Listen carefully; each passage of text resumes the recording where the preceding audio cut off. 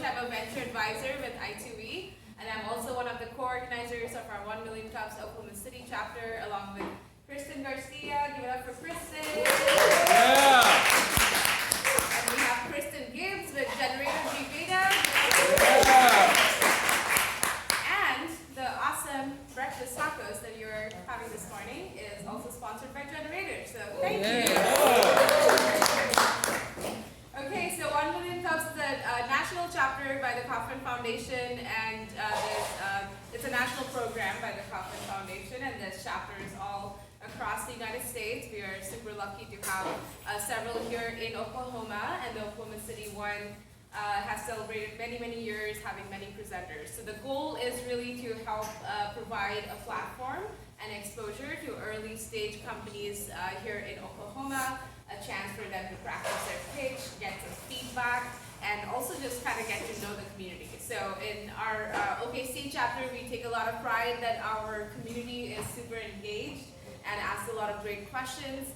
So the format for today is we have two great presenters that'll be coming up here shortly. They'll have about a 10-minute presentation. Come on in. They'll have a 10-minute presentation talking about their business, and then we'll open it up to about 10 minutes of Q&A. Super informal, so just raise your hand, shout out your question, and then we'll move on to the second presenter. And then real quick, this month is super, super special because we are collaborating with Oklahoma City Med Week, which is the Minority Enterprise Development Week. So I see Juliana, Daisy, and several other OKC Med Week committee members. So if you have any specific questions, please reach out to them. But there's a series long of events and networking opportunities and educational opportunities happening throughout Oklahoma City this week. So please do take advantage of that. These events and workshops are open to all business owners. So we encourage you to check it out.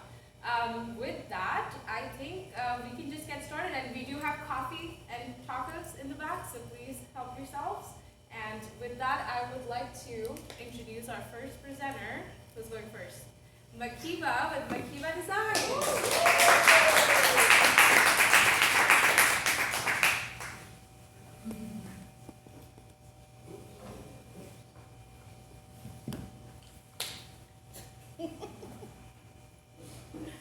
In Mississippi, where I was raised, I felt as though someone with my full lips, plump nose, and curly hair would never be seen as good enough of being not just a buyer of fashion, but someone whose likeness deserves to be fashionable.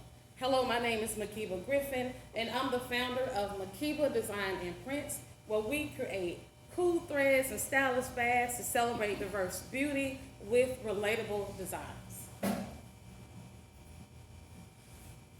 Now here it is, 2017. I was like, I don't know why that camera is in there. But ignore those watermarks. In 2017, my two brown-skinned girls wanted to go back to school with school supplies that showed representation of themselves and something that resonated with them. Of course, I was up for the task because I'm thinking we're going to be in and out the store. It's 2017. Clearly, I can find something that represents them. Boy, was I wrong. We looked online, looked at multiple stores, and nothing was found. But you know what I did, being that amazing mother that I am? Come on. I created it. Makeba Designs was intentionally created to show just designs that are relatable, that educate, captivate, and to show the beauty and the unique of the skin that they were born in. Of course, we have competitors, but two factors that sets Makeba Design apart from our competition is that our designs are intentional to be relatable, and we offer customization. Customization began when my son had his first son. He wanted a diaper bag, so he didn't want the traditional diaper bag because it was going to look too girly. So I had him to send me a picture. This is my grandson and my son holding him. I think he was probably about 4 months old right there. So I had him to send me a picture, illustrated it, put it on the backpack, and he posted it, and it went viral. Everyone loved a customized bag. And now my grandson, he's 7 now, he expects his yaya to get him a backpack every year, which I do. So a little bit about me. Makeba Designs, we have sold over 2,500 bags. I have been a graphic designer and illustrator for over 20 years. I have a Master of Science in Business Intelligence. We've been featured on a few, maybe some that you probably know, some you don't, here in Oklahoma City, Perry Publishing and Broadcasting, Open Mic, thanks to Urban League, and Essence Magazine. Walmart Canada has reached out to Makeba Design and Prints to produce 10,200 units of their back-to-school collection. These are all the 5 designs that were selected, which you will see back on the back on that table, so you can get a chance to kind of look and feel.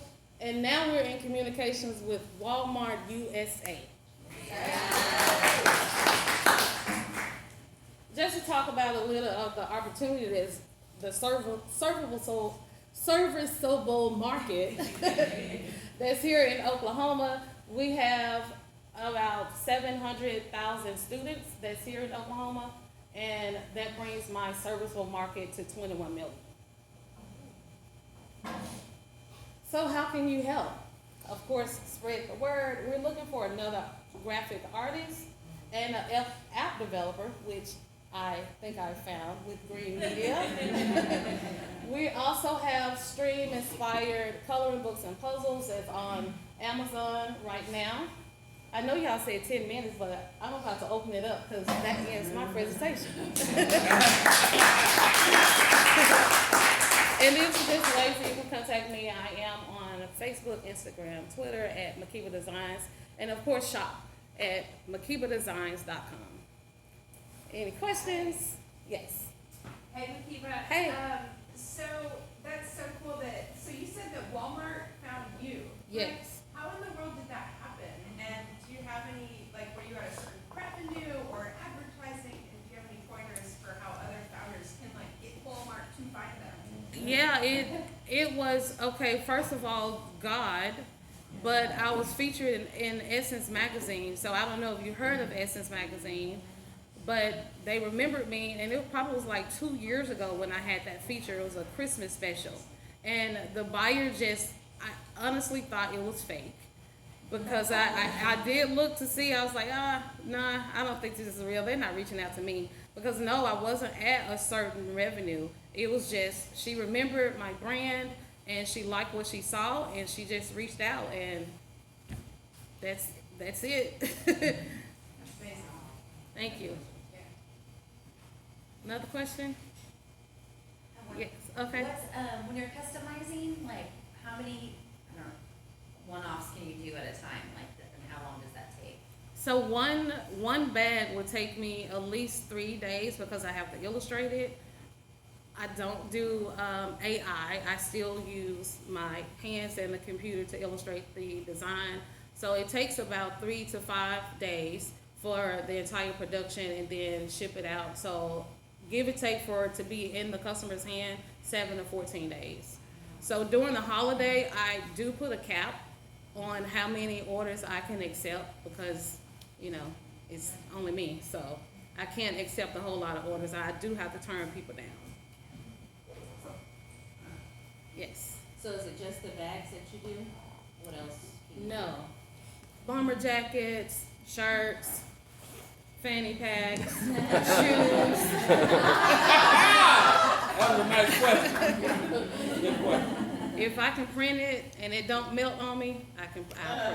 Yeah, because I also do office supplies, mugs and clipboards and different things like that. I just, oh, sorry, go ahead. I was going to tell about someone reached out in Puerto Rico, and they're at this resort, and they have these 7 standards, but they wanted a way to display, and this one lady that used to live here thought about me, and just sent it to her last week. So I sent her a clipboard. She didn't ask for that, just something that I figured that they needed, a mouse pad and shirt, and now they want orders for the staff, the housekeepers, they want clipboards, and then a mouse pads for at the resort. International. Yes. Yeah, so I had a question about, so you said it's just you. So as you're continuing to get these bigger orders, who do you see being like your next hire or your next team member so that you can better scale and take on more? Definitely a graphic artist. That I do want someone that our aesthetics look so similar that no one would know that I actually have some other people that's helping me out. Someone that can just be organized with the orders, stay on top of like fulfillment and, you know, different things like that. Yes, Greg. Oftentimes, minority businesses face issues with getting access to capital. So what type of capital do you need to keep your business going? What are future expenditures that you might have that as you continue to grow? Yeah, that's a great question. So, right, because I'm also a contractor for Epic, and just being a contractor, sometimes you have to have like that line of credit that you can pull from before the PO is actually paid. So having, you know, like the accountability of some stash that's already there that I'll be able to fulfill the order and not have to turn it down because I don't have the capital to do the order until they pay the purchase order. So yeah, that's important to kind of have that little cushion that I can kind of fall back on until a purchase order is paid. So if somebody had a checkbook today, how much do you need? Oh, $50,000 today. I have a card reader. And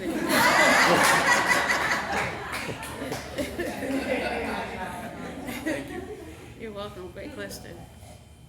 Y'all too easy. That's it?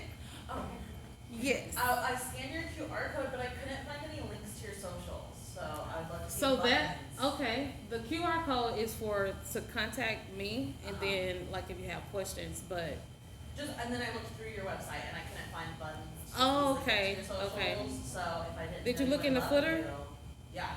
oh, yeah, easy fix. Yeah. Thank you. See that quick audit? Thank you. Free. Yes. What's been the most challenging thing that you have found, aside from funding, because that always seems to be very challenging for startups? What's the most challenging thing you found about your business, or perhaps how you're building your business? The most challenging was finding that trusted vendor. It probably took me over a year to find the vendors because I have multiple vendors. Because some vendors you only can do like a minimum amount of orders, but you know, when you have customizing, you can't do 20 faces of my grandson. So just finding those trusted vendors was like one hurdle that I had to kind of get over. They had to send me samples, wasn't pleased because the quality wasn't great. Because if you know me, I'm all about quality. So that was just one hurdle. But once I found those trusted vendors, it was pretty much smooth sailing from there. Yes. I have a follow-on question. Okay. So for anyone who is wanting to get into creating a business that they have to get vendors, can you maybe just share, like, are you using someone in the United States, or are you using somebody outside of the United States? How did you find that? Because I feel like there's a lot of people who want to get into like clothing and other things that have to physically be made, and so just share any advice that you have as to like Yeah. how you even went through finding. So I am a member of a lot of groups that's on Facebook that also is either in the sector of product-based businesses. So I do use research like Alibaba and, you know, kind of connect with them there. What was the other part of your question? Oh, just like, I guess, how did you like get connected to be able to like? Yeah. Okay, but if you're using, so. Right. I never used Alibaba before, so I don't know how like some of that works. So I guess just act as if I went in to do it. Okay, yeah. So you can go in there and say if you're looking for toothbrushes that you want to kind of brand yourself or have them to put the logo on there for you. Just go in and you search. And one factor, I always read the product reviews and the reviews of other customers because you want to get something that's going to be quality and trust that you don't want to pay them and not receive your item. So I always kind of pay attention to that. And one of my suppliers, I do have a U.S. supplier that does a lot of the customizing because the turnaround time is a lot better, which I do have. You can see like the one that has my logo on it, that's a U.S. manufacturer. And I think it's, on my chair. Okay. Sharjita, can you show that to them? It's on my chair. But I was, trying to stay in the same RAM that is still kind of look the same as the overseas supplier that I use. So I do have a U.S. vendor and someone from China. Yes. So if I wanted to buy something today, you have something like products on hand like today, or like where I can go and look and see what's on available? Oh, Or is absolutely. it just- I brought them here. I have a few things in my trunk. So you're not like in a store or anything right No, now? I'm not in the store. So most of my income comes from my e-commerce store or different trade shows that I attend. We have time for maybe one more question. Yes, Mark.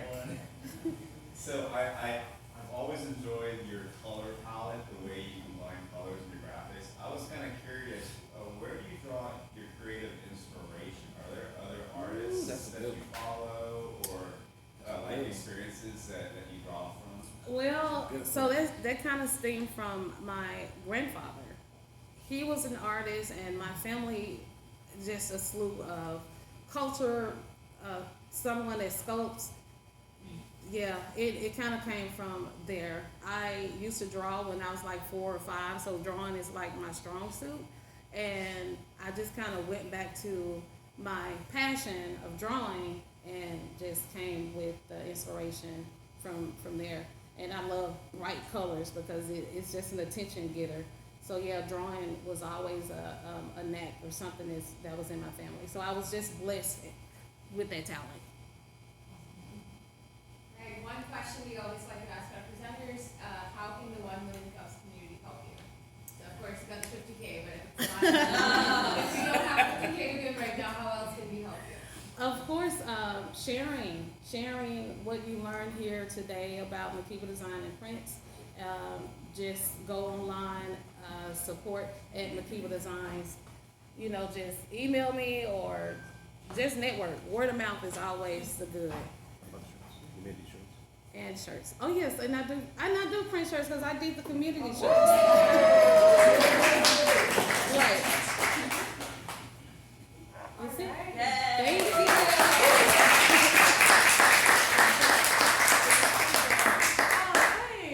Congratulations. Yay. For officially part of the I'm 1 official. Million Cups presenters community. Okay, so while we have our second team set up, which is Fame, Richard and Jennifer Chance, want to make a couple of things. So in addition to tacos and coffee, we also have 1 Million Cup tumblers that you're welcome to take. So yeah, please grab one. And we also have these bingo cards for OKC Med Week. Juliana can give the details, but if you fill it out, good things will happen. And the more events you attend, better things will happen. So yes, so pick up one of these and try to hit up as many events as you can. I know there's one tonight during happy hour, and we have several workshops, and of course the big awards gala tomorrow night. So yeah. Welcome, Fame.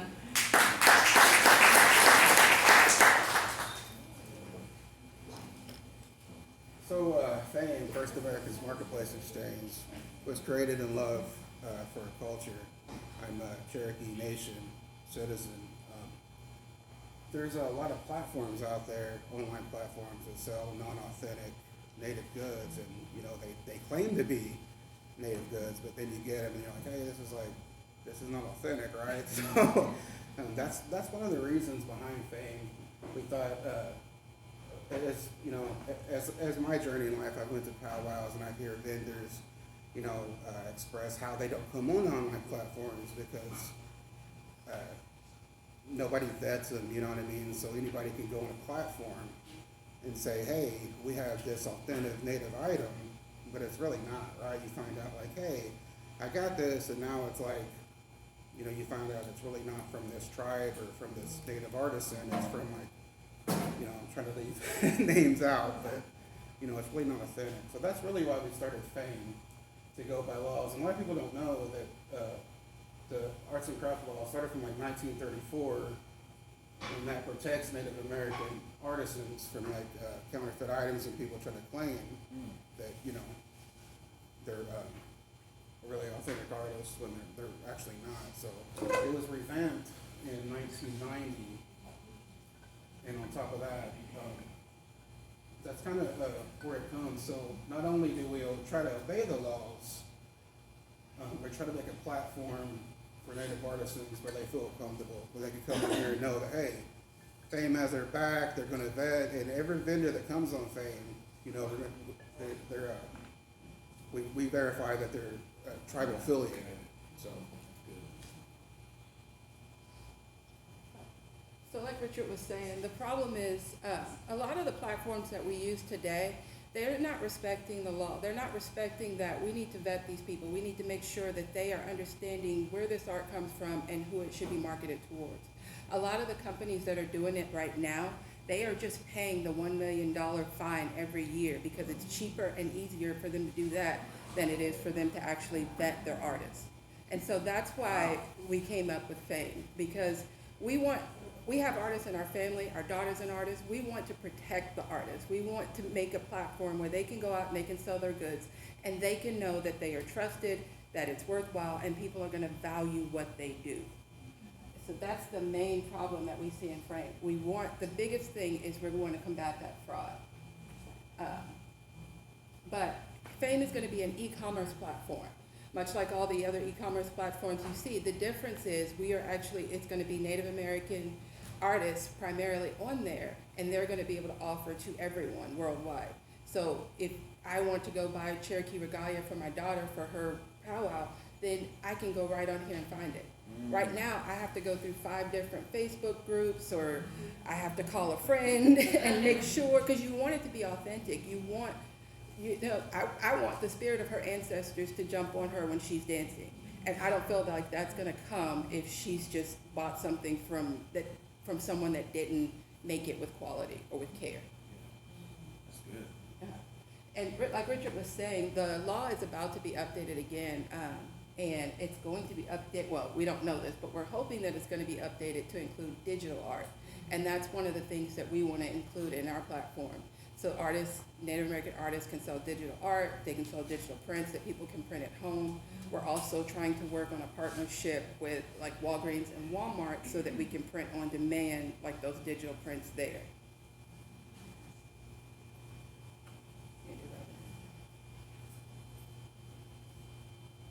Oh, okay. So she's so good. I'm just like, the revenue model. We're doing we found through extensive customer research, thanks to the I2E. Sergita, she helped us come up with. We realized that most of our native vendors, they will pay a premium if they see quality in the product. So we have a $15 a month, and that can be kind of flexible. And that's one of our asks towards the end. If somebody like to come in that has e-commerce experience can help us with this. But anyhow, $15 a month. We have fixed fees varied by item. The vendors can onboard for free, but of course, if they want to use we're going to integrate AI and all these marketing tools they can use to better their storefronts, and and then tribal partners. We are trying to partner with tribes so we can get their business on platform. And our business model, we're primarily focused on our B2B market right now. We want to get all those vendors, we want to make all those tribal partnerships first. And then we are, on the same time, we're onboarding consumers because we want them to start seeing what we're doing, to start seeing the products that are out there that are available the price points and everything like that. Same thing. We have looked at the market a little bit. So just in the U.S., it's $1.5 billion spent on just for Native American arts and crafts each year. Just in the Oklahoma, Arizona, and New Mexico area, which is the largest populations of Native Americans, over $500 million is spent. And then if we put that down to what we plan to do in Oklahoma, we plan on within the next 2 years obtaining about $50 million of that market just to be able to offer those goods to Oklahomans and everybody in that area. What we're asking for mainly, we need strategic partnerships. So the things we don't know how to do. Like Richard was saying, the biggest thing is we're looking for an e-commerce marketing specialist, somebody who can kind of help us come in and price our things the right way, to reach the vendors, to make sure that they feel like they're getting a quality service and that they're able to put out a quality product. We also want to partner with museums, gift shops, things like that they're already offering the stuff, but we want to give them that larger platform to offer it. We do plan on launching. The app is done. The website is done. We're about to launch. We're going to do a soft launch. So we're going to have a QR code on the next page. If you want to sign up, just send us your email. We'll let you know when the beta testing out. We want everybody to beta test, whether you're Native American or not. You can be a consumer. You can just be an ally and tell us, does this work? Does it function the way it's supposed to function? So that's what we're looking for. Our beta testing should launch next month. We're trying to do it right around November when the kids are home, so maybe people can have more time to like twiddle and shop. And then we're actually planning on a launch and a full marketing campaign coming in February of 2025. That is it. Great.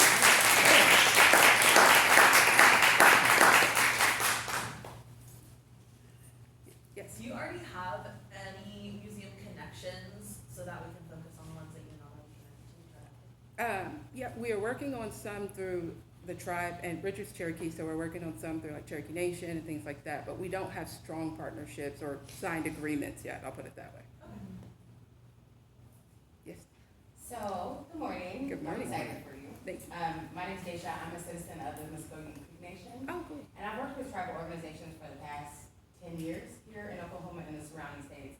And the first thing I thought about is all of the conferences I attend on a month-to-month basis and all of the vendors that are there who are already vetted, but often are hauling their art from state to state just to, try to get as much business as they can from those events. I think this would be an amazing opportunity for them.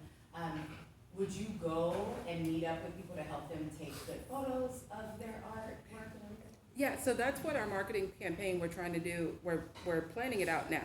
We've made a list of like all the powwows and all the events and happening, and we want to hit all those, especially Oklahoma, New Mexico, Arizona. And we plan on taking our photographer there to actually take pictures of the art so people can onboard even quicker and even easier with quality products. So that's like a service we just want to offer, and so that's what we're putting our ducks in a row right now to get all that ready. That's amazing. Thank you. I'm excited. If there's any way I can help support, even if it's just hauling the QR code around for them to sign up. Yes. Yeah. Thank you. Yes? I was gonna then add on to that, I think one of the things you could look into is like the aspect of like some kind of art or creative ambassadors for fame. Yes. To help to like get them, so, cause if they're at the events, that might be a good way, and I think most of the aspect of like connecting to trusted people. I know I have a friend who is a Cherokee artist, and so it's like they start to spread the word, and so like there's a good space for that. The other recommendation I would have is to also look into some of the like Native American college student groups, because then they kind of have their network of people too as well. And then We the People Consulting, I don't know if you've I haven't heard with Kendra here in Oklahoma City, but they'll usually host some events here in Oklahoma City, and do a lot of work throughout the whole state, host some like state, even like professional development conferences. And Okay. so I think it seems like it's just gonna be like a matter of getting connected to different pockets of people for sure. Okay, thank you, I like that. Yes, same. Okay, well, Yes. Yes. What's the form that's on the page from the QR code? Because it's not letting me fill it out. It's an old form, okay. that's what we were doing, our customer discovery. So we Gotcha. need to update that to do, the email one. But, I yeah, shot you an email from the email down here though. thank you. Yes. You mentioned that the law's about to change. Is there anything we can do to inform our local elected officials about that, or is there anything we can do in terms of advocacy to help with that, or is that just, it's just gonna happen? That's a great question. I don't know specifically. I know that, like, reaching out to the tribes and telling them how you're impacted by the fraud, and maybe you know, if you experience buying fraudulent items or anything like that, I know that goes a long way, because that's stuff that they're going to Congress and talking about and advocating for their members. But other than that, I'm not exactly sure. It just might be something you think about for those that get on your listing, if there's some kind of way that we can help advocate, Yes, or at least let our folks know that are representing us. I need to think about that one Keep more. that, yeah. Yes. Will your platform require that the artists create things that are reflective of their culture, or can it be Any art, because, I mean, our daughter is Black and Native American, you know what I mean? So sometimes her art is more reflective of her African American heritage, and sometimes it's more reflective of, and sometimes it's just of her American experience. So, I mean, it's what she produces, so we want every artist to be able to produce what they feel. That's great. You may not be able to see from back there, but I'm pretty sure that her daughter did those portraits of them Oh. based on the listing. Yeah. Yeah. What's the process for the artists to get on board? Like, what do they have to kind of do to be on your platform? So it's going to be an easy sign-up process. The one thing that we will do is that we will be checking to make sure that they're Native American. In Oklahoma, it's really easy because most natives have like a CDIB card or something like that. And so we're working with the tribes right now to figure out how to quickly and easily be able to streamline that process. Can you talk a little bit more about the competition that, I mean, that number you mentioned, the staggering of what people would rather pay for fees than, you know, do it through a direct way. So one, what does that competitive landscape look like? And two, are your customers aware of that problem, or is this something you're gonna have to build awareness about? From what we've seen in customer discovery, it seems like our customers are really aware that, you know, it's a 50-50 shot that I might get a real product and I might get something, you know, fraudulent or not as good quality.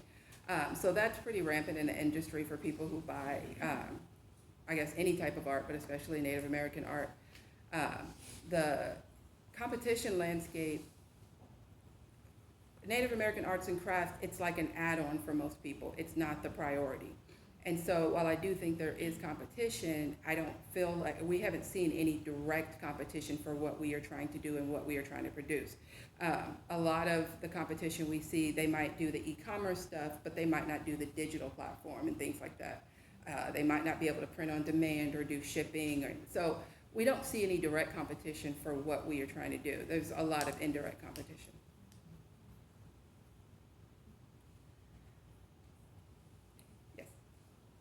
I'm just gonna say, do you have socials like that people can follow and Right now, what we have is the website. We're working on getting our Facebook and TikTok and stuff like that updated, and we just finished the logo. Like, we kept arguing back and forth. It's nice though. So I think it was worth it. I don't know who won, but it's nice. It was a mashup, so, Okay. but yeah, because like he would like it, like, I don't like that. So we wanted to make sure we had like what we wanted to produce before we put something out and then got people confused for the direction. So, anything else? Any other questions? Okay, so I think you mentioned already, but will you remind us how can we help you as the 1 Million Cups community? If you want to sign up, or if you can sign up to be a beta tester, we would love to get your email and contact you in about a month to let you know that we're launching that. That's the biggest thing. If you have any e-commerce or marketing experience, we are looking for strategic partners, or if you know somebody, if you could just send that person our way, or just wish us some good thoughts and hope we succeed. Anything. Y'all will succeed. Thank you. This is good.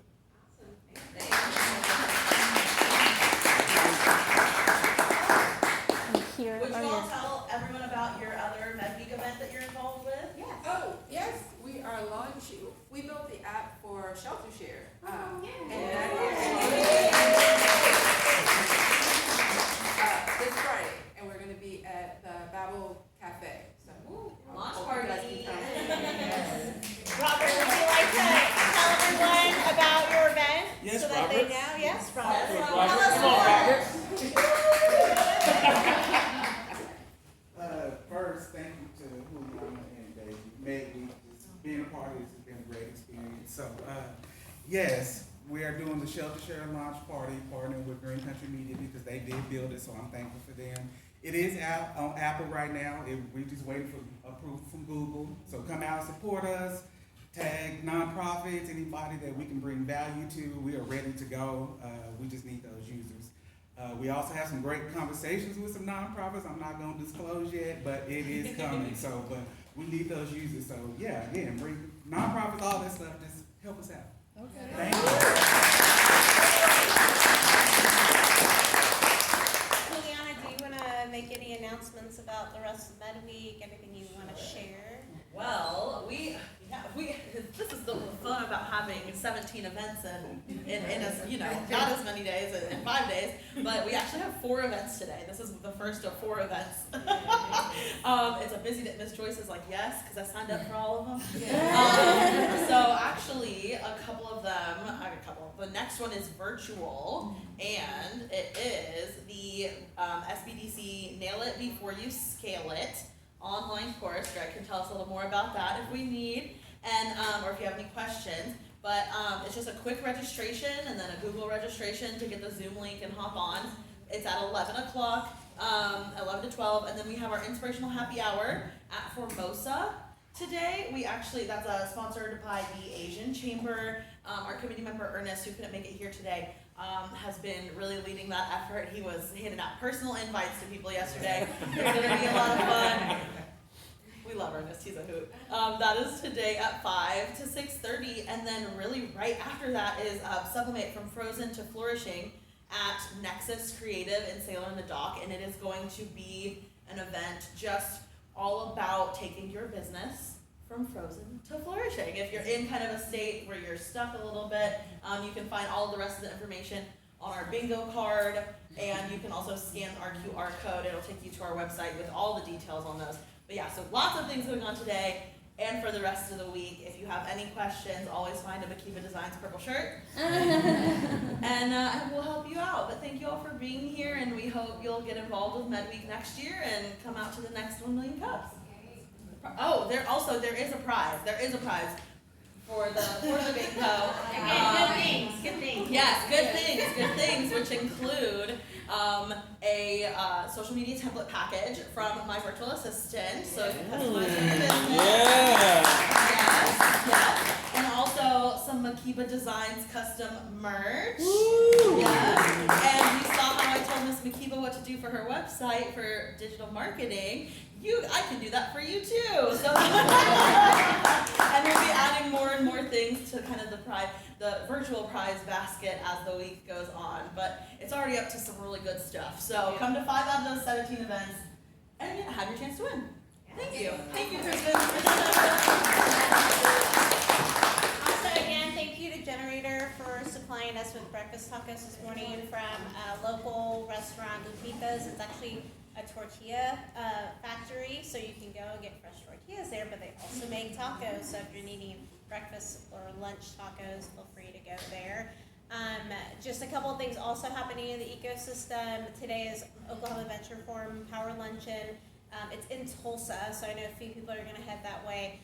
But at the Verge, we do have free co-working Wednesday, and people can come, and we're doing like a satellite watch party. If you want to watch what Oklahoma Venture Forum is, you can come and hang out at the Verge and check that out virtually. When we meet next month, it will be, in the month of November. I think we're looking for presenters. I don't know. Maybe. So if you've wanted to present about your business before, whether that's in November, December, January, February, March. We'd love to have you come. As you can see, this is a pretty friendly, informal space to do it. If you've always said, I need to just get started and starting to tell people what I'm working on, you don't have to have everything fully fleshed out. It can still be an idea. If you're also looking for another option for presenting what you're working on, we do have Pitches, Pizza, and Pints at the Verge on the third Monday of the month. So excited for you all to be here, and I hope you all have a continued great week. If you have friends and family being impacted by the hurricanes, sending good thoughts that way, because that has not been fun as people who live in tornado spaces. So, so you guys all have a safe rest of the day. All right.